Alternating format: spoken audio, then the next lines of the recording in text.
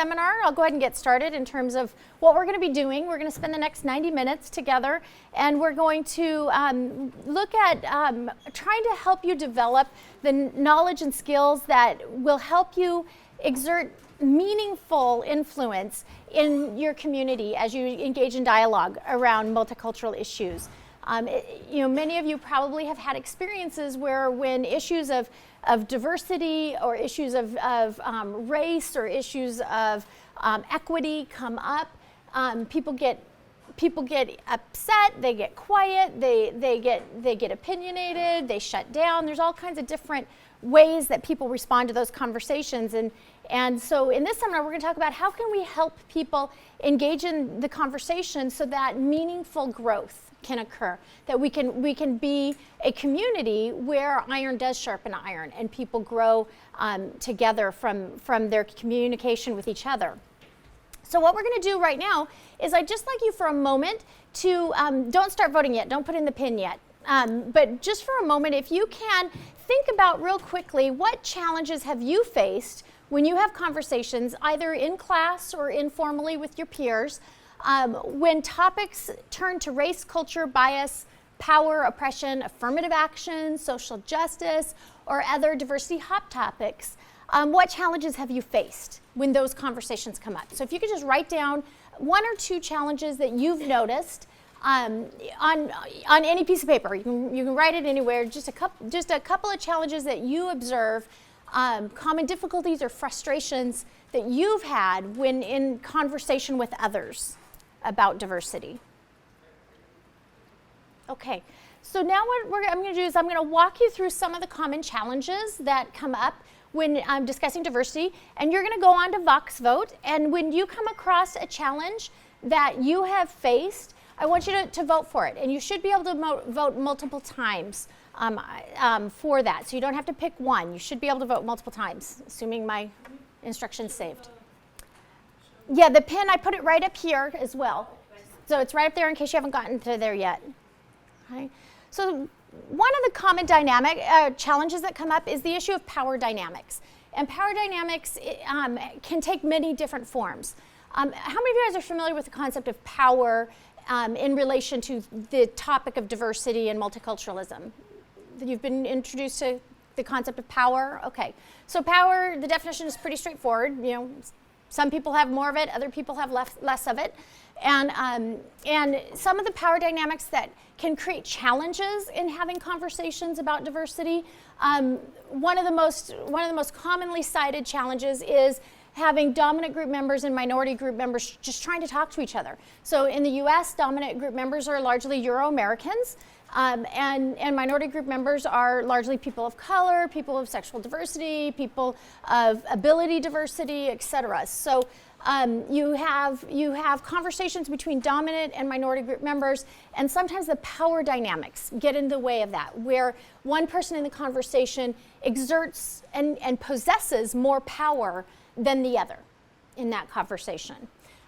Very similarly, faculty-student relationships are a power dynamic, and when issues of diversity come up, the power dynamics can really be attenuated.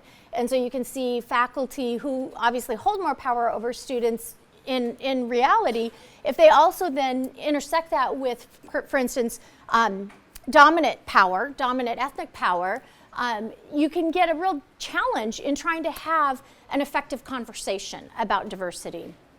So in addition, gender can be a power dynamic.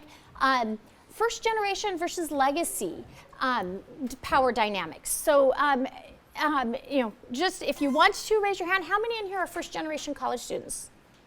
Okay, so I am too, or I was a million years ago. And actually here at Biola, just so you know, when you're a first gener, sometimes when you hit college and you're having conversations about anything, it can be a power dynamic. You have people who are legacy children, meaning their parents went to college, sometimes they even went to the same college, and they have knowledge and power in that knowledge of how to navigate being in college. And so first gen students sometimes are caught in a power dynamic that can be challenging in having effective conversations about diversity.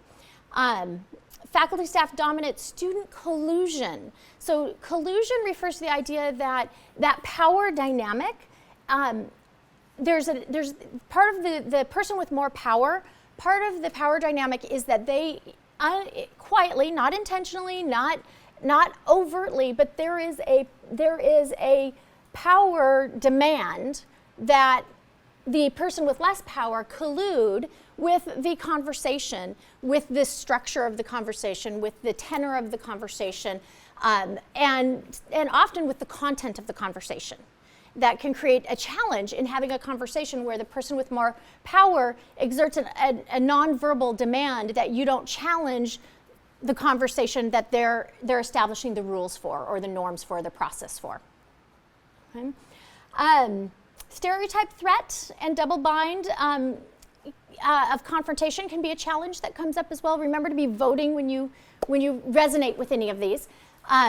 So stereotype threat is the idea that people who are of a minority status, when they are engaged in diversity discourse, may hesitate to contribute because of the fear that whatever they say or whatever they do will be utilized by the non-minority person to reinforce stereotypes or beliefs about the minority group members group. Okay, so double bind of confrontation is another piece of that. That if in a conversation between a dominant and minority person, or somebody with more or less power, if the person with less power wants to disagree with the person with more power in the conversation, there's a double bind there. If I say something, I may reinforce their stereotypes about my group, stereotype threat. If I don't say anything, my silence reinforces their beliefs. So it's a double bind. That's what that means. That sense of, I can't win in this conversation. Okay. Other challenges, fear and anxiety. People are, there are a few topics in life that we're socialized not to talk about. And one of them is diversity. And so people may be afraid to have conversations. They may have had previously bad experiences having conversations and don't want to go through bad experiences again. Or they may have anxiety about that. Additionally, some people may experience a lot of frustration. I don't want to talk about diversity because it just makes me, makes me want to scream or pull out my hair or, yell because it's just too frustrating. I feel like I'm saying the same things all the time and nobody's hearing the message, or I feel like I'm saying my perspective and nobody is buying it, kind of a thing. Other challenges. So these challenges, the next couple slides, I'm going to break down challenges with dominant group members in having conversations, and then we'll do challenges with minority group members in having diversity conversations. So when engaging with dominant group members, so these are the frustrations that minority group members sometimes experience when trying to have diversity conversations with dominant group members. Okay, so one is repetition frustration. Didn't we have this conversation like a half a dozen times? It's constant having the same conversation. Another frustration, colorblind frustration. I don't see color. I don't think of people as race. I don't think of them as their ethnicity. I just think of them as people. We're all made in the image of God, and we're just people. That's the colorblind frustration that can come up because of the colorblind orientation eliminates the diversity of the person, not only from the room, but from being eligible for the conversation. It shuts it off, and that can be very frustrating. Exceptionalization frustration. That's when the dominant group member would say, your group is like that, but you're not like that. You're not like that. But you got to admit, your group is kind of like that. That's that exceptionalization frustration. Denial of privilege. Denial of privilege, I think, is really easy to do when you're in college and you're going broke and you're working really hard and everybody else is in charge of your life but you. But one of the frustrations that comes up sometimes in conversations with dominant group members is this sense of, I'm not privileged. I'm working 30 hours a week to be here. I had to work my butt off to be here. I don't have privilege. And the inability to understand the ways in which there are privilege disparities present in the conversation. That can be a frustration. I'm not part of the dominant group problem. I'm an exception to my group. I don't contribute to any diversity problems, even though I'm part of the dominant group. Okay, so we already kind of covered that one. Avoidance, frustration with every time we start to have this conversation, somebody changes the topic or walks away. Focal shift frustration, that is where what can sometimes happen, especially I think in a Christian community where we are very motivated by empathy and by genuine care and kindness for other people. Focal shift frustration can sometimes happen, and basically what that refers to is when having a conversation about diversity and maybe you're confronting somebody about something that they've said, a microaggression that they've said to you, a focal shift frustration can be then all of a sudden this conversation becomes about the dominant group members' guilt. Okay, oh, I'm so sorry, I didn't mean that. And now the attention is on them rather than on what the person of color was trying to share. It can be an anger reaction in terms of focal shift, because once anger is introduced, now it's all about the anger. And so now we're not talking about the issue, we're dealing with angry feelings and the relational impact of angry feelings. And then there's the publicized straw man reaction that can be very frustrating. So you're talking about an issue and the conversation shifts to something in the media that is a really easy target to talk about that both sides really could set up as a straw man argument, because you don't have enough information to really have a meaningful conversation about it. So it's shift from what's the meaningful conversation here and now in this room to, oh yeah, and then on the news, did you see, okay? And then fear and anxiety of an inability to prevent cognitive distortion to reinforce internalized biases and beliefs. That stereotype, threat, double bind. Okay, so if you've had those experiences in your role as a non-dominant person, please vote for those.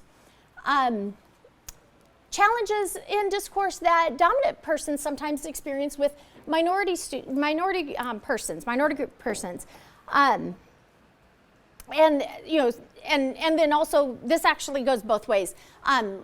Minority persons sometimes feel this frustration as well in the conversation.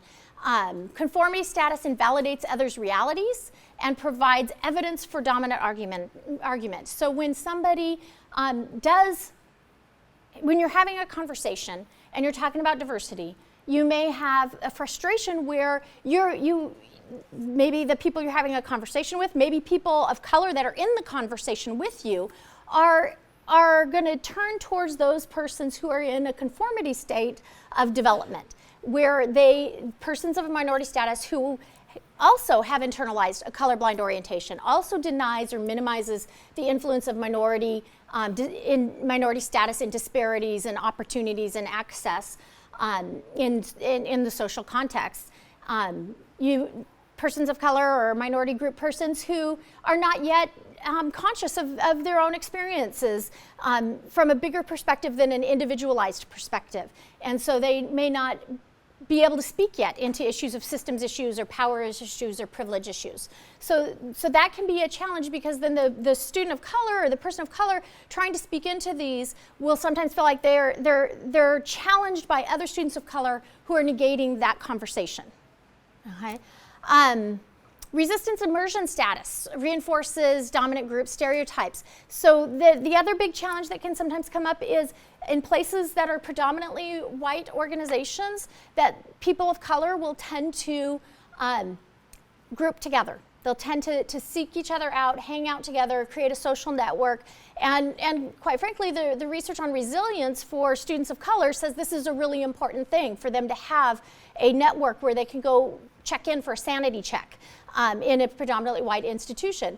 But that can present a challenge in conversation as well, because then what ends up happening in those kind of settings is you have the dominant group members saying, it's not us who don't want to have these conversations. The students of color are always off by themselves having their own conversations, and they're not engaging with us.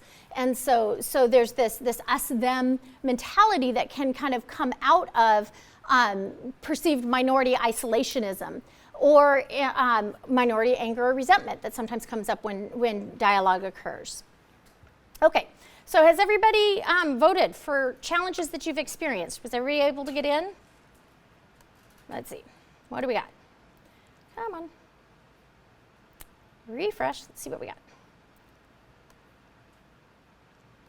Did it go? Refresh. There we go. Okay, so in terms of challenges, so we have in the room quite a few challenges reported. So there's some validity to the idea that it can be challenging to have conversations about diversity. So then the question becomes, where'd my PowerPoint go? Then the question becomes, come on, why do we try to do it? If it's hard, why do we try to do it? So, you have a handout, you've got some scripture we're gonna read and kind of think a little bit about why we should try to do this. Okay. So, the answer to the question, if it's hard to do, why do it? Okay. I think we do it because as Christians, that's what we're called to do. There's a lot of good evidence in Scripture for the call for multiculturalism, and a lot of good evidence for the challenges, but the need for perseverance in working towards multiculturalism. So, if we're going to do it, how can we do it well? And that's what we're going to spend our time looking at. Is okay, talking about diversity is difficult. But we need to do it, especially as Christians. We need to be ahead of the rest of society on this. And quite frankly, we're not doing a great job being leaders in this field. And so we need to start doing that. So how can we do it and do it well? So a couple of concepts that I'm going to introduce. There's a lot to doing it well. There's a lot that goes into it. But we're going to talk about a couple of important concepts. The first one is developmental scaffolding. Developmental scaffolding is a developmental psychology concept, and it refers to, it comes from Vygotsky's work with parent-child development, and it refers to the idea of providing anticipatory support for a person who does not have a skill set yet, an ability yet, as they begin to develop that.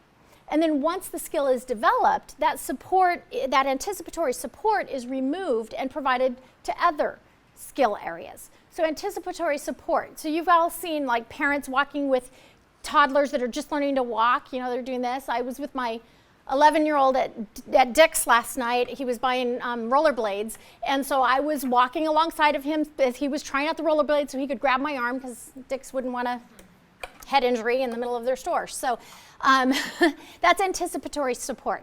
And we're going to talk about providing that kind of anticipatory support to peers and fellow discussants when having conversations. That one of the things that we can learn to do is to know and understand where people are at, what they can and cannot do yet, and how to support them in getting to that next place of being able to do more with diversity discussions. One of the things that we're really working towards when we're having diversity discussions, whether it's about politics or it's about religion or it's about what happened in the dorm last night, what we're often engaged in is a conversation to try to create greater multicultural mindedness among the discussants in a conversation. Developing a multicultural mindset and multicultural mind is learned in the U.S. In the U.S., it is not what we were innately socialized to have. In our early socialization processes, we were not socialized to develop a multicultural mind typically, and so it is a learned process. And so what we're hoping to move towards with multicultural mindedness, which is a whole body of literature in and of itself, but I've kind of summarized it down to this. This is the goal, that we could get to where diverse citizens can retain their heritage cultures and integrate into society while expressing the distinct nature of their diverse identity. Okay? American history is based on assimilationist ideology, that you all become American and leave your other ethnic or cultural or other religious values behind and become American. That's the history. So now we're moving towards a more multiculturally oriented society, but we don't know how to do it very well yet. So it's a process. It's a learning process. It's developmental. So developmental scaffolding will be valuable there. You have a handout that kind of briefly summarizes, in addition to having developmental minded or multicultural mindedness, you need to also have multicultural awareness, knowledge, and skills as you're moving towards multicultural maturation. We're not going to go over what those are. There will be other talks that I'm sure you can go to that explore that. So I'm just kind of like summarizing a real brief tip of an iceberg of what it means to be developing in multiculturalism. We're going to focus on how do we help people develop instead of what is developed in here. But you've got a brief summary if you're interested and aren't familiar with these concepts of multicultural maturation. All right, so we've said this is a developmental process. Okay, developing multicultural maturation is a developmental process, much like walking, running, riding a bike. And so that means that there are people who are more mature, they've developed further than others.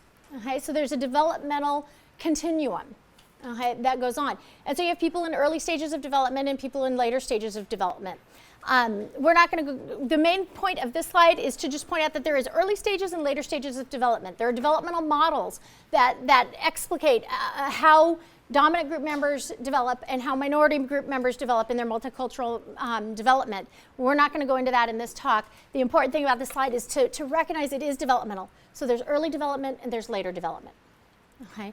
And what happens in this kind of development, multicultural development, is you have differences in early development in coping strategies. What do you do when faced with diversity issues? And then in later development, you have different coping strategies for dealing with diversity issues.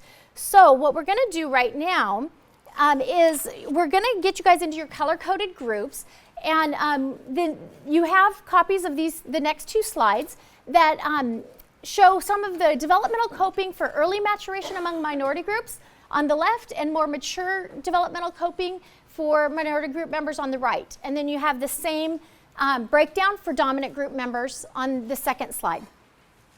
Okay, so developmental scaffolding means, we've already talked about that you're gonna, if you are more mature, you're gonna help support people who are less mature in them moving towards maturity, right?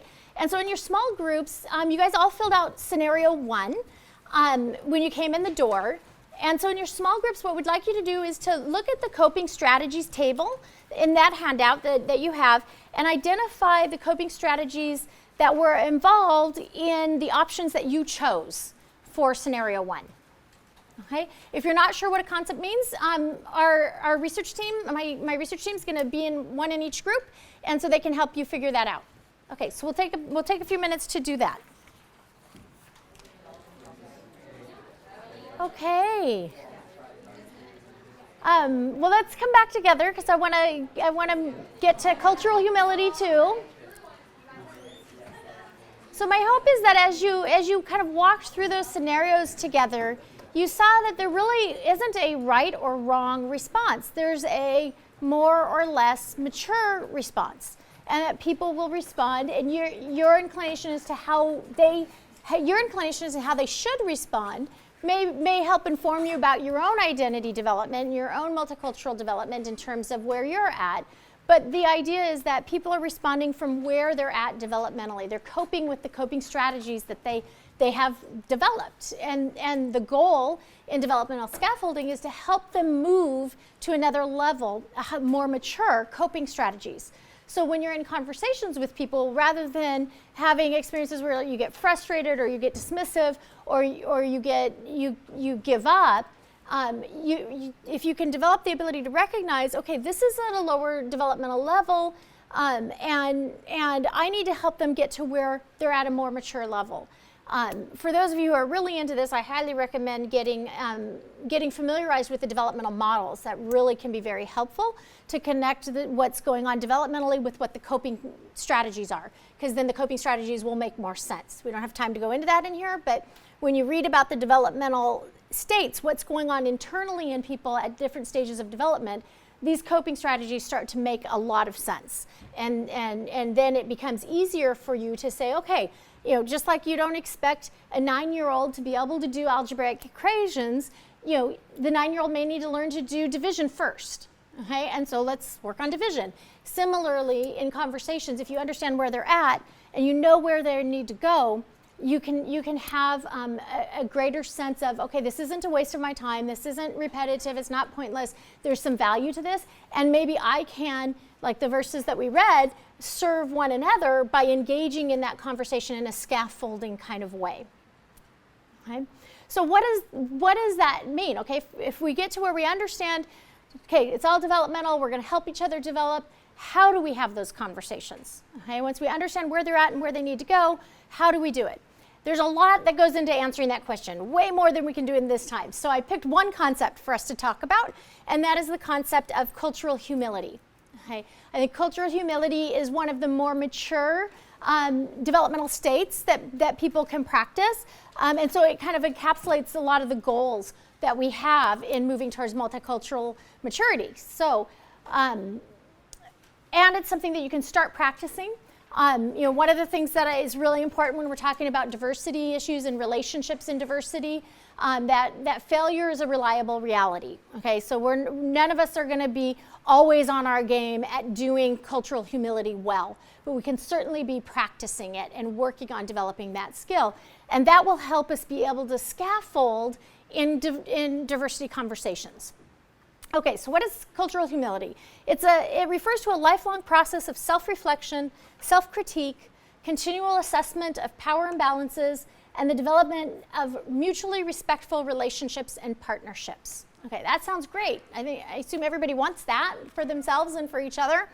It involves committing to mutuality, and by mutuality, that means not only we're both in the relationship, it also means that we both trust each other, okay, and that we have mutual exchange.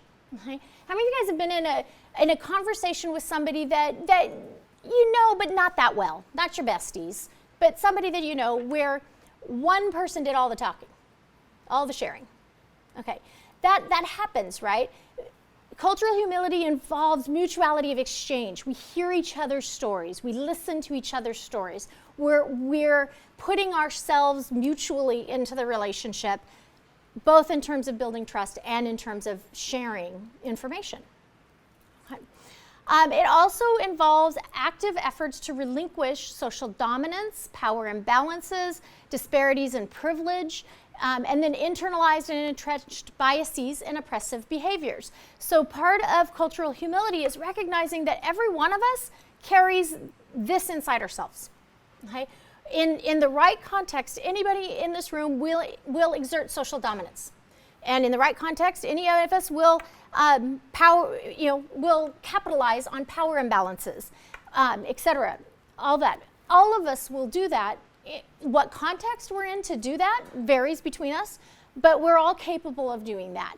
And so when we're working towards cultural humility, we have to be very aware of our tendencies. What are the contexts where I'm likely to do those things? What are the contexts where I'm likely to not do those things and to be susceptible to other people doing those things to me? So you're really trying to be very aware of those power dynamics. This is the power dynamics that I mentioned earlier that can come through. And those power dynamics are not just in obvious overt things like I'm faculty, you're student, there's a power dynamic there. It can be in very subtle things like who's talking, who's directing the conversation, what are the norms and rules for the conversation, who's deciding how and what and when we talk about different things. Those can all be ways in which we exert dominance and power and reinforce disparities and our internalized biases.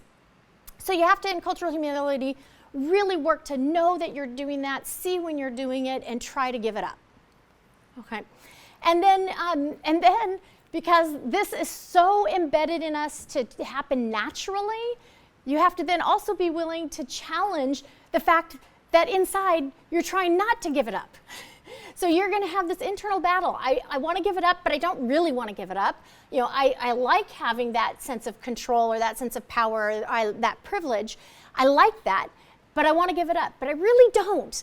And so you have to be willing to have that, to challenge yourself internally and engage that internal battle. Okay. Cultural humility also involves intentionally seeking out multicultural dialogue. Okay. And what multicultural dialogue is, it's conversation that invites and engages in honest, critical feedback from each other. Okay. So when you're in a conversation about diversity issues, you're not only just talking about the issues. Multicultural dialogue means you're also talking about yourselves in the conversation about the issues. What's going on right here, right now? Can you hear honest, critical feedback in doing that? It also challenges internalized assumptions about oneself and others.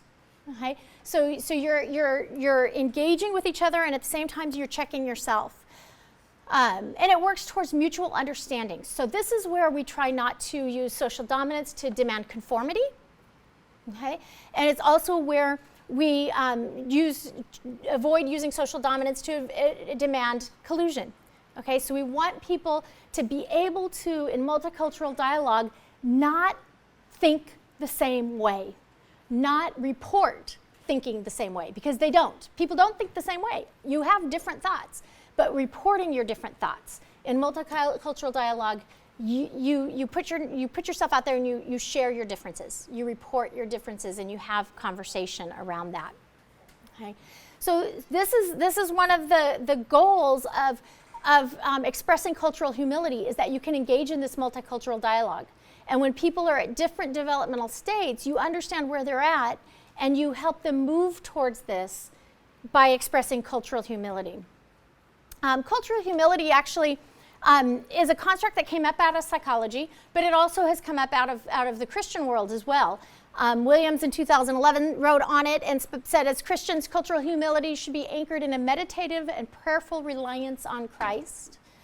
Scripture talks about cultural humility. In Philippians 2, the author says that Christians should consider the pursuit of diversity, unity, a spiritual practice of cultural humility. Okay? Through the expression of cultural humility, Christians communicate valuing diversity in others. Those are some of the passages that we read together a little while ago. Okay, and then here are some of the Christian words that we put to describing cultural humility. Okay? Grace, humility, respect, hospitality, compassion, honesty, and patience. Okay? I think when you are having conversations about diversity, I'd ask yourself how much of this is going on in that conversation. Okay? And if it's not a lot, we're going to talk about what to do when it's not happening in a few minutes. But that's what you want. That's cultural humility. That's dialogue that will allow you to help each other grow. Okay, so how do you get there? This is what we want to get to. How do you do that? The first thing we do is we establish rapport. So mentioned at the beginning, I'm a clinical psychologist, so I look at this stuff through my clinical psychology lens. And one of the most important things about building relationships is establishing rapport. Having an interest in relating with each other is a really important precursor to actually having a relationship with each other. And so rapport, a great way to build rapport is to connect through congruent intersecting identities.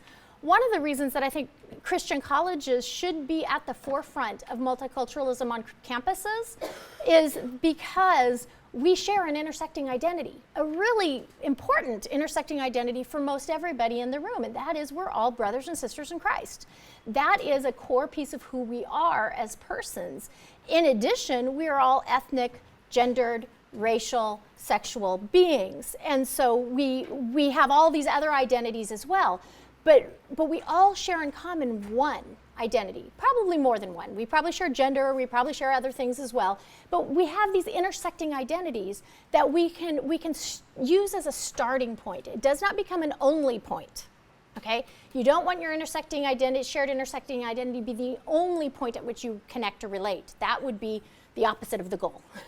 But it can be a starting point, okay? To connect with people, make connections, begin to build bonds, so that then we can do this next thing, and that is attend to power dynamics and make sure that everybody is as uncomfortable as each other, as much as comfortable. You know, hospitality is about making people comfortable, but I think I personally like to take the approach is everybody in the room equally uncomfortable? If everybody's equally uncomfortable, then we're balancing the power dynamics, because most of the time when we talk about comfort, we're more focused on our own comfort.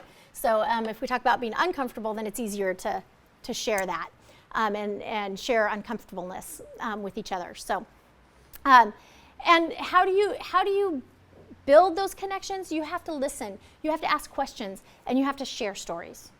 Okay. So it really is establishing rapport is the start of a relationship.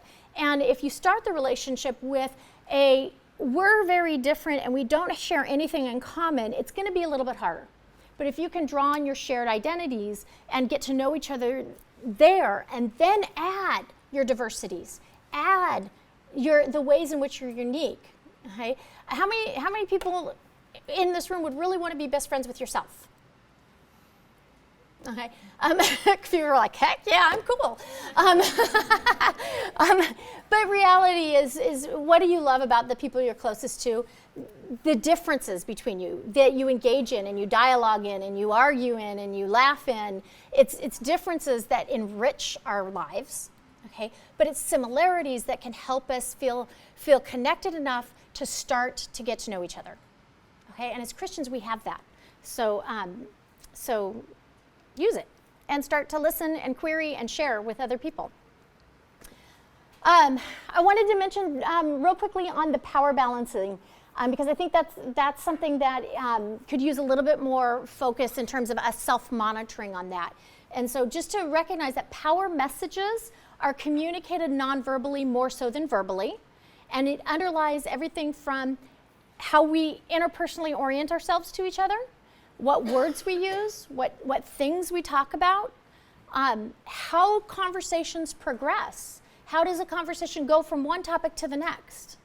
That has power messages in it. The amount and types of contributions, you know, who's sharing more, who's sharing less, and the physical context, okay? Are you engaging in diversity only in your comfortable space? And then are the people that you're engaging in diversity with in their uncomfortable space when they're in your comfortable space? That expresses a power dynamic. Okay?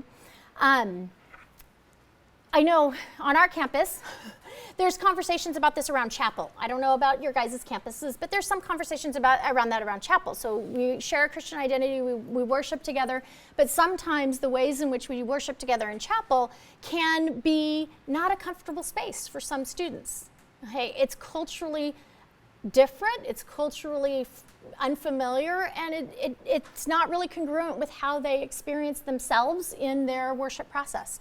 And so those are, you know, do you always worship in your comfortable space and then invite diverse others into your space? Or do you ever go to worship in someone else's comfortable space and be in your uncomfortable space? Okay, that's the answer to those questions feed into attending to power messages. And then the cultural contexts. And the cultural context refers to everything from systems issues to, you know, the U.S. culture, to the college campus culture, perhaps even to, you know, the context of whatever cultural group your subcultural group you're embedded in, your major or your dorm or, you know, whatever club you're in, sports team or whatever. Okay, so power messages will pervade how each of those are done. Okay, and then just as a reminder, in Corinthians, Paul speaks to the fact that God has put the body together, giving greater honor to the parts that lacked it, so that there should be no division in the body, but its parts should have equal concern for each other. Okay? That's power balancing. That's power balancing. And it's attending to these things, self-monitoring to these things to make sure that you're not always the one who carries more power in conversations. All right. Another construct that emerges out of cultural humility is cultural empathy. And that's the ability to express an understanding of the experience, the perspective, the ideas, the feelings of the diverse other in your conversation context. And it's the ability to express that, to communicate understanding. That's what empathy refers to, is that ability to let the person that you're trying to understand know in a meaningful way that you understand. Okay? I understand isn't a meaningful way to say that you understand. Okay, it's more of a dialogue. And it involves genuine listening, again, querying and sharing. So it involves actually dialoguing.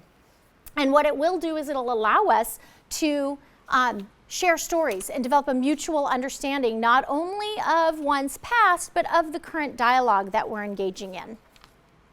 Okay? All right, so let's go back to the Vox Vote challenges. Okay, let me refresh, see if anybody else voted.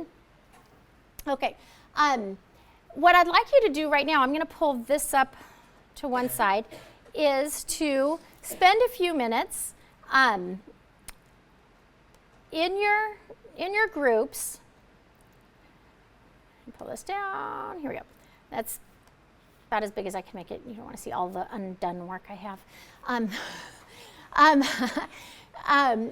talk a little bit about, in terms of the Vox Vote challenges, but then also in the scenarios. If you guys really resonated with some of the scenarios, in either the scenarios or the challenges that you voted for, can you talk in a small group about how you might integrate engagement, cultural humility and engagement, into how you handle some of the challenges that you recall, the ones you wrote down, the ones you voted for. Okay? And just kind of talk through these concepts of developmental scaffolding actions, what cultural humility behaviors you could do, and what rapport and cultural empathy behaviors you could do in the face of the common challenges that you have in diversity conversations. Okay? And the research team will be around to help you with those conversations. So we're gonna wrap up with just some tools that you can use in trying to facilitate and engage in meaningful dialogue around diversity, in addition to understanding scaffolding and cultural humility and empathy. A couple of tools that I think are really important, especially in the context that most of us are in at Christian colleges and Christian churches. We need to begin to deconstruct our ethno-cultural fusion with our Christian faith. Now, what that means is most of us have grown up in ethnically congruent Christian contexts. Okay? So if you're a person of color, you probably, statistically, most likely you grew up in a predominantly, if you're Latino, predominantly Latino church. If you're Asian American, predominantly Asian church. And if you're white, predominantly white church. So most of us grew up in our faith within a context where our culture, our ethnic culture, and our faith were fused. Okay? We learned our faith within the context of our ethnic culture. And so we need to work at deconstructing that and being open to deconstructing that, because I think that can be a bit challenging. It kind of moves from not just a multicultural developmental challenge, but a theological, spiritual developmental challenge. And but it's important to not conflate our Christian values with the expression of our Christian values. Okay, as Christians, we share in common values. We may privilege some values more than others within our cultural context, because those values converge with our cultures better than other ones. Okay? But we do share common Christian values. But what we don't share is common prioritizing of the values and common expression of the values. So beginning to deconstruct that, deconstructing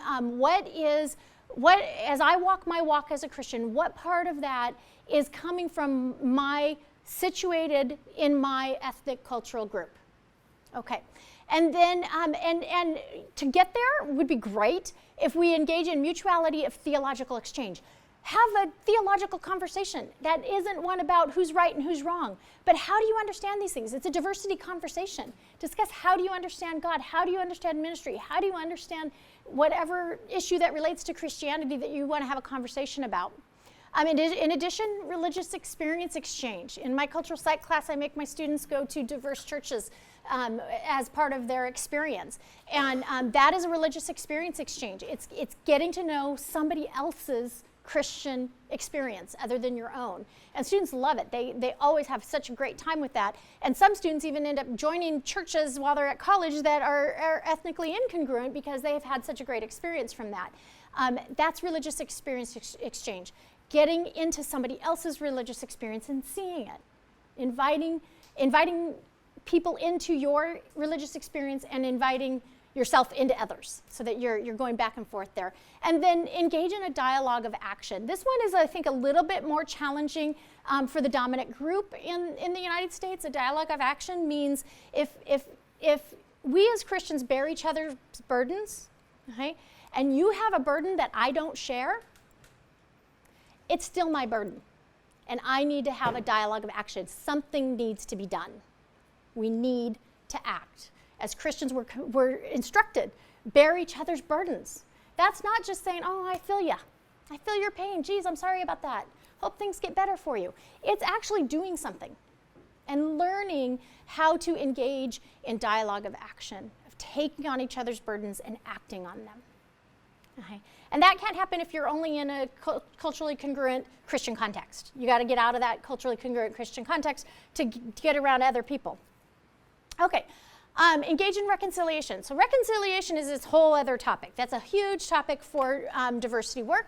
But basically, it includes actively dealing with the interpersonal pains, injuries, and misunderstandings. Reconciliation can be personal in terms of the interpersonal pains, but it also can be cultural. And reconciliation means that you're not engaging in cultural inclusion, you're talking honestly, you're having that multicultural dialogue, and you're working towards healing. Okay? It doesn't mean that you have to represent your entire group for the person who's experienced injury. It does mean that you have to provide a healing experience. Okay?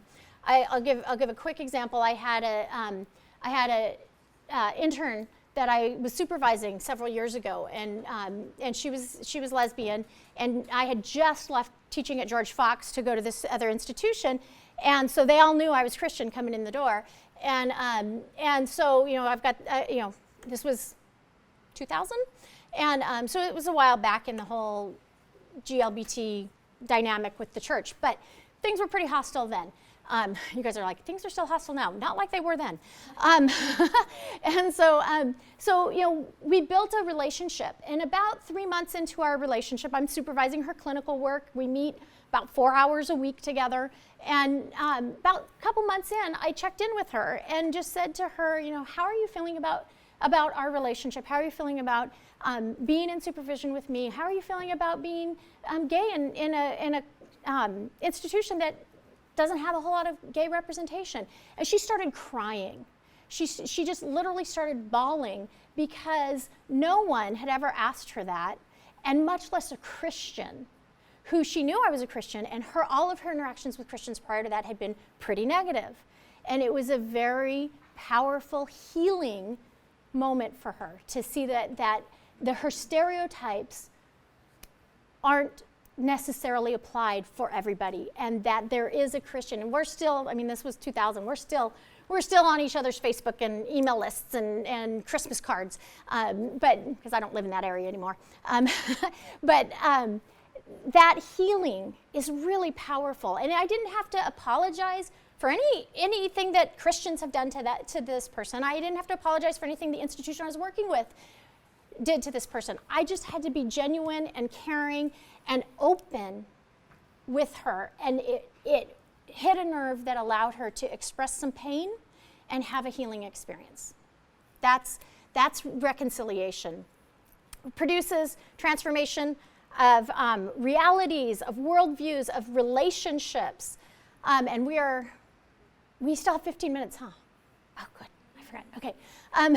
So I highly recommend, if you haven't read much about racial reconciliation in the Christian literature, I highly recommend you look at it. It's great literature, and it can really be a way of thinking in engaging dialogue that can really transform relationships. Okay. Okay, pulling more from psychology for a minute, I'm going to talk about another tool that you can use when having difficult conversations.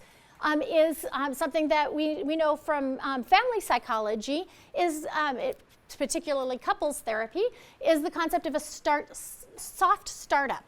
And this is where, when you are moving into a difficult conversation, rather than jumping right into frustration, anger, accusation, a soft startup will allow people to feel more safe in the conversation and more valued in the conversation.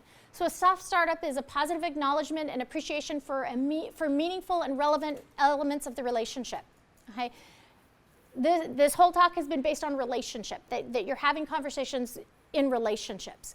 And a soft startup is enabled because you have a relationship. There are things about this person that you value, that you appreciate. And a soft startup allows you to express, I really like how you, or I really like this about you, kind of a start. And then a soft startup says, can I tell you about my experience? Okay, let me tell you about what's going on inside of me right now, rather than saying, you say, I really appreciate how you're so critical in your thinking, so intelligent, you think about so many different things. My experience right now, though, is that I'm not feeling very safe in this conversation. I'm feeling like I'm having to get defensive, and maybe it's because I don't feel like I can keep up with your reasonings, your rationales, but that's how I'm feeling right now. So you're not accusing, you're observing. Okay, that's a soft startup. Okay, and then the other part of it that's important as a tool is stay focused. I have an ADHD husband and ADHD kids, so this is the most common phrase I use in my life, stay focused. But in this context, it really is important that when you are having a hard conversation, don't bring more problems into it. So if you're having a hard conversation about one area of diversity, don't bring in other areas of diversity into that. Handle one hard topic at a time. Okay? And to be aware that our tendency to avoid hard topics is to shift the attention, shift the focus. And so there's a real tendency in having conversations about one hard topic to bring in other hard topics to hope to get off this hard topic, right? I don't want to talk about what's going on campus, so let's talk about what's going on at the dorm, or let's talk about what's going on in the media. Stay focused on one hard conversation topic, because otherwise it gets really unproductive, not effective. Avoid personal criticism. This seems like a no-brainer, but you'd be surprised how challenging it can be, especially once you're married. Just kidding. Not really. But you want to express each person's understanding and their experience of the problem, and engage in a collaborative search for mutual understanding. Okay, so personal criticism will end any conversation.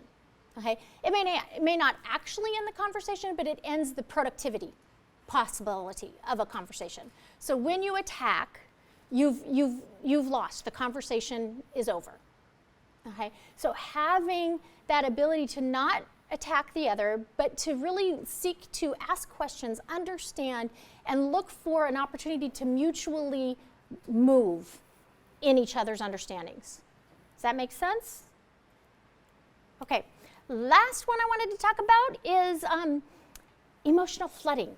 So emotional flooding refers to that physiological activation that occurs when you are upset.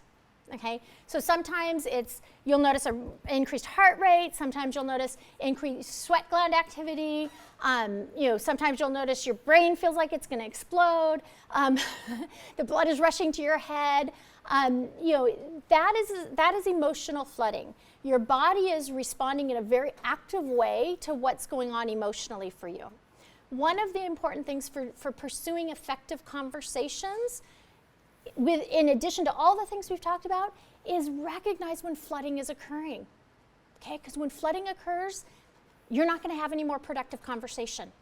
The productive conversation is over. The emotions have taken over the thinking, and now you're going to lose traction. You're going to lose ground in a conversation. And so recognizing that people need to take a break. When you get upset like that, you need to take a break, and walk away from that conversation, or pause that conversation and come back to it when you're calmed down. Okay. So being able to recognize your own emotional flooding, and then also being able to recognize other people's emotional flooding. So to recognize what that stressed emotional look is, so that you can see, okay, we're getting too upset, we're getting too activated right now. Can we meet for coffee tomorrow and pick this up? Again, talk some more about it tomorrow, kind of a thing. So that you're just taking a break. Because what you want to do is solve problems, understand each other's experiences, develop mutuality, develop empathy, develop humility, and build a community of unity. And emotional flooding will undermine all of that.